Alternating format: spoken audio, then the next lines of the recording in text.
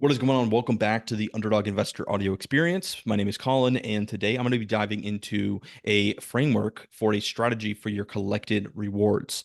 And I got this question in the community this morning, and I thought it would be a great podcast edition because it's a really important piece of the whole puzzle. So, first off, let's back up a little bit. What are the rewards that we're earning? Well, it depends on the DeFi activity that you are doing. Right now, I'm just going to be talking about liquidity pools because that's the majority of where we like to spend our time in the UIG. And so, if we have capital that we have deposited inside of a liquidity pool position, we're going to be earning rewards in usually two ways. The first way is earning the trading fees, and the second way is earning it's more of yield farming, where we're earning a a DEX token. So I'll give you an example. Uniswap and Aerodrome, they are two decentralized exchanges where users can swap assets back and forth. And us as liquidity providers can provide the capital into a liquidity pool position where the user um, can come along to that DEX and swap those assets back and forth. And so us as liquidity providers are an important piece of the ecosystem to allow for users to swap back and forth. And in doing so, we get paid a very small fee for doing so for every transaction. And so you'll see different fee tiers, which is just different levels of the percentage that users pay to swap back and forth. And so you might see, a 0.01% fee tier or a 0.3% fee tier or a 1% fee tier. And that is the percentage that users are paying to swap their assets back and forth.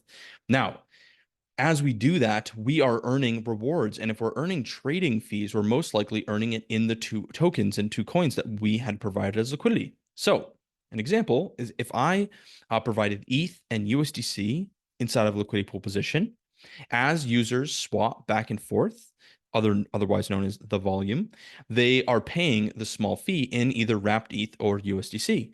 And that fee is coming to us as liquidity providers. So the question is, what I got in the community, hey, what should I be doing with these rewards?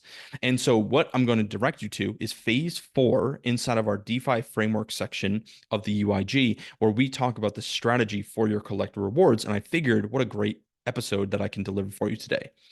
So there's a couple of different things that you can do with the rewards that you earn. And I must mention that it has to align with the goals that you have for your DeFi portfolio in general, right? Each position, I should also say this, that each position should have a designated strategy. And what I mean is that if you have four or five liquidity pools open, each one of these positions should have a strategy for what you're doing with those rewards because it depends on what your goals are for each position.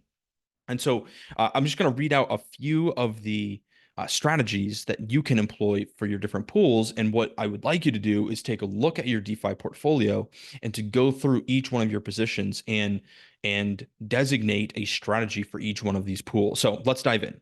So with the rewards that you collect, you could convert those rewards into stable coins and hold them on the sidelines. This is great if you want to redeploy back into the pool at lower prices, or if you want to hold and have it what we call as dry powder on the sidelines, so that if markets dip or if there's an opportunity that comes up, you have fresh stable coins to deploy into that opportunity. So that's the first thing that you could do. The second thing you could do is you could just hold those assets that you're earning as a reward and just hold those on the sidelines.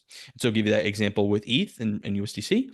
If I'm earning more ETH and USDC, well, I could hold more ETH on the sidelines for the bull run, perhaps.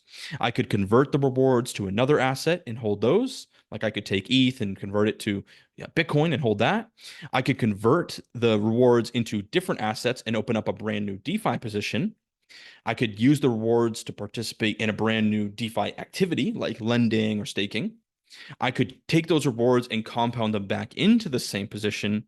Or what I could do is I could claim those rewards, take them as profit, and convert it back to a fiat currency, move it in my bank account, and use it for various expenses, or maybe to buy a toy or something like that, right? And so, just to summarize one last time, you can convert your stables and hold on the sidelines.